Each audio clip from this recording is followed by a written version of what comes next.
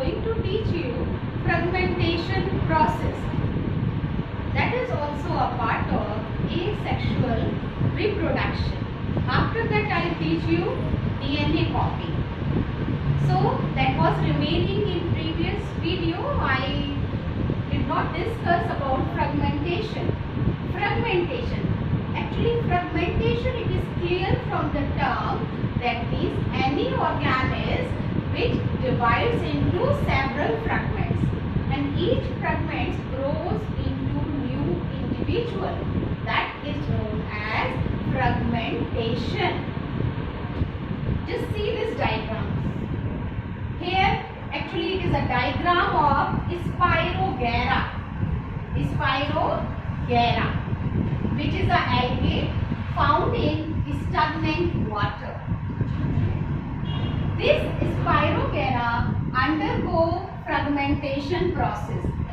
Just remember, children, why it undergoes fragmentation process? Because it has certain septa. Septa means demarcation. These are the septa, black color I identified.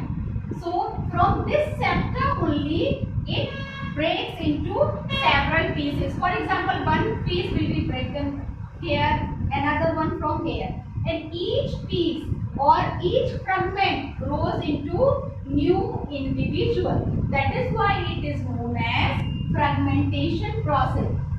This Spirogyra is having unique characteristic because in it spiral shaped chloroplast is found. As you have seen, spiral shaped chloroplast is found. So you can write the example of fragmentation, that is Spirogyra. Then cyanobacteria also undergo this fragmentation process, and several fungi.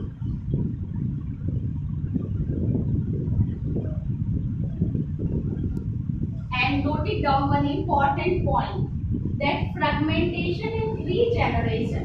Many of the students are always having doubt why these are different from each other. Actually, fragmentation, different septa are found in an organism, and it breaks from here, from the septa, and each fragment or a piece grows into new individual. But regeneration, no plan is there. Organisms can divide into 100 pieces also or less than it, and each piece have the capacity to regenerate all the lost part. That is regeneration. Example, planaria. For just see it, see the diagram. For example, this is a diagram of planaria. When it cut from different, for example, it cut into 3 parts, and each part having the capacity to regenerate all its lost parts. So that fragmentation is also a part of asexual reproduction. Now DNA copy, the important term. First, dear children, DNA, that is actually a deoxyribonucleic acid. DNA is what? Deoxyribonucleic acid. It is known as a genetic material also. First of all, this DNA was identified by John Friedrich Mischer in 1860 in the first cells. The name of the scientist is John Friedrich Mischer in 1860. First of all, he only identified DNA, that is a negatively charged particle, in the first cell, and he only coined the term DNA. But the father of DNA, that is James Watson. James Watson is known as father of DNA.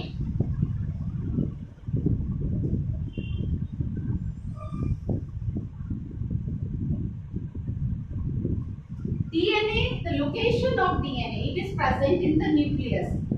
Nucleus is the central part of the cell, or exact location we can say it it is present in the chromosomes. And what are chromosomes? Chromosomes are the thin thread-like structures. Now DNA copying, actually copying, that means when DNA produces two similar copies, that is known as DNA copying. It is a process when DNA produces two similar copies, but then also little bit error is found in it. That I am going to explain. DNA is a double helical structure. DNA is a double helical structure. Two helix are found. Just one helix is this, another one is this. In between that, base pairs are found. Base pairs, actually these are the nitrogenous bases are there, and phosphate backbone is found. Now, how this DNA copying takes place when new cell is formed? So, first of all, these two helix, that hydrogen bond is present in between it gets broken down, and as a result, these two helix get separated from each other. When it gets separated, then two new strands are formed. In that new strand, one is the older one strand. From the older, only one strand will be formed. And here also one is the old one, another is a new one. So what happened in new cell? One entered. That is why DNA copying is very important, and because of this DNA copying, only the hereditary characters of the parents transmitted to their offspring. Means, what is DNA copying? The process of formation of exact copies. But children, I told you that little bit variation is found here also. That is why we are not completely similar to our parents. Certain variation is found. Now, what is its importance? It is important for the transmission of hereditary characters from the parents to the offspring. So, once again I am telling you that DNA is a double helical structure, or we can also say that DNA is a storage house of different proteins, because information is coded in the DNA for the formation of different proteins. And you know that proteins are responsible for different body designs of different animals.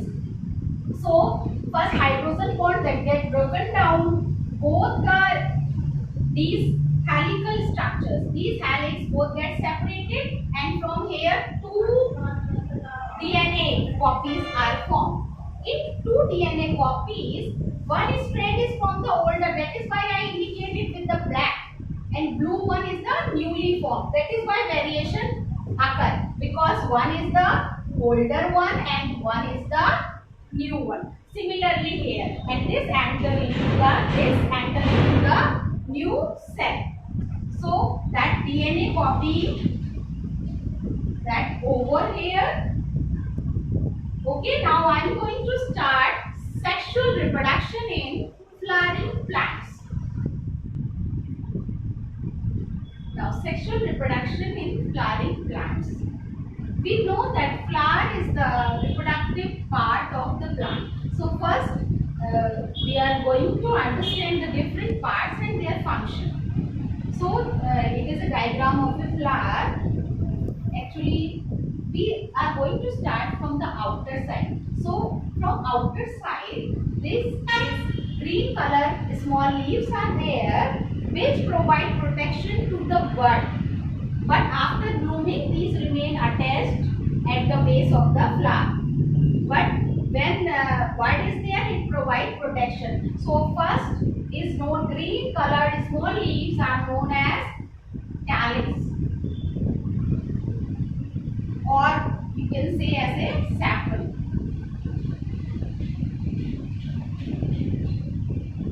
This is known as the outer or first hole of the plant.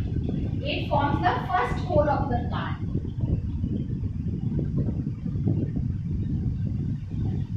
Now, when we move to the inner side, second, these colored leaves, or we can say it as petals, this is altogether known as corolla. Corolla that form the second hole of the flower. Now, when we move inner to it, these are known as stamens. Stamens come or constitute the third hole of the flower, and it is known as androecium or male reproductive part of the plant. A stamen is also known as male reproductive part of the plant.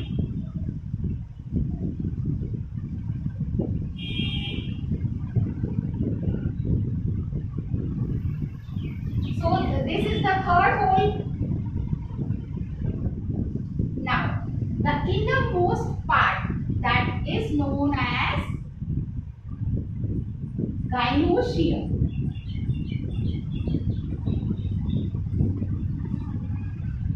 Or gynoecium is a collective term, but we can call it as a carpel also. So don't get confused. It is also known as carpel. Gynoecium is a technical collective term. Or gynoecium is also known as female reproductive part. Female reproductive part of the plant.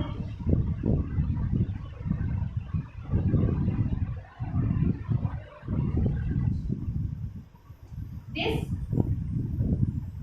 we can say stalk. It is a swollen part, that is a thalamus.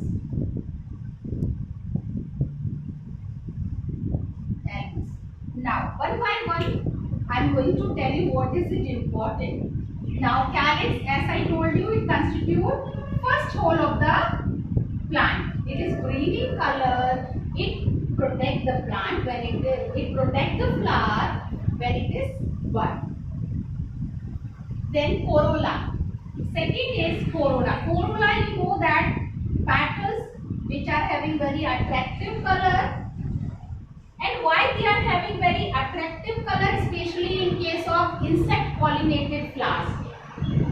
Because to attract the insects, they are having various attractive colors. So it is known as corolla for attracting the insects. It is of various color in various plants. Now, androecium, the third part. Androecium, if we talk about many, these are found in more number. Androecium is a collective term for all, but this is also a stamen, this is also a stamen. Numerous stamens are found. So, now the structure of a stamen, one particular stamen I am going to describe. This is a stamen. Altogether we can call it as a stamen. But if we separate it parts, this upper part, it is known as anther. And this part, stalk, is known as filament.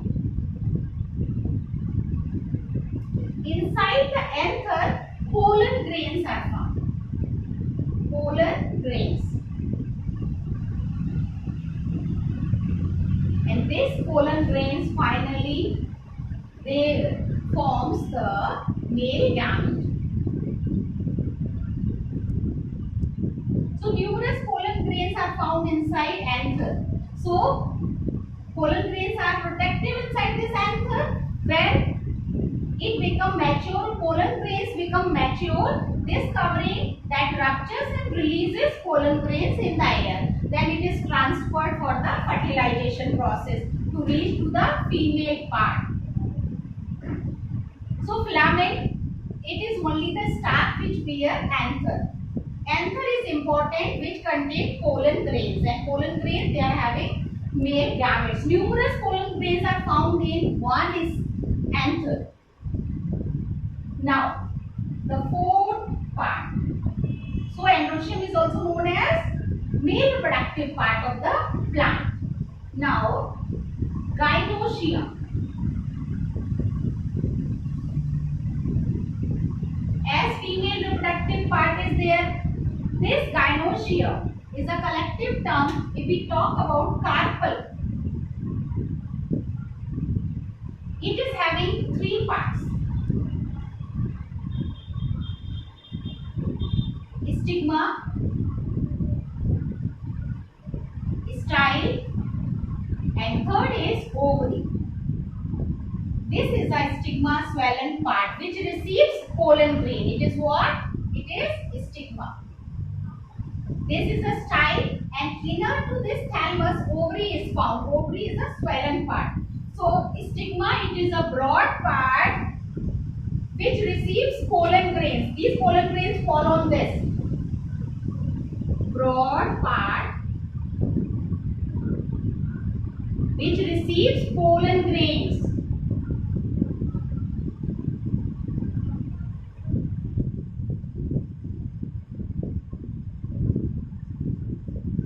Style, it is only the start. Through that, the male gamete enter inside the ovary. Now this ovary part, what is it? Is a swollen part which contain ova.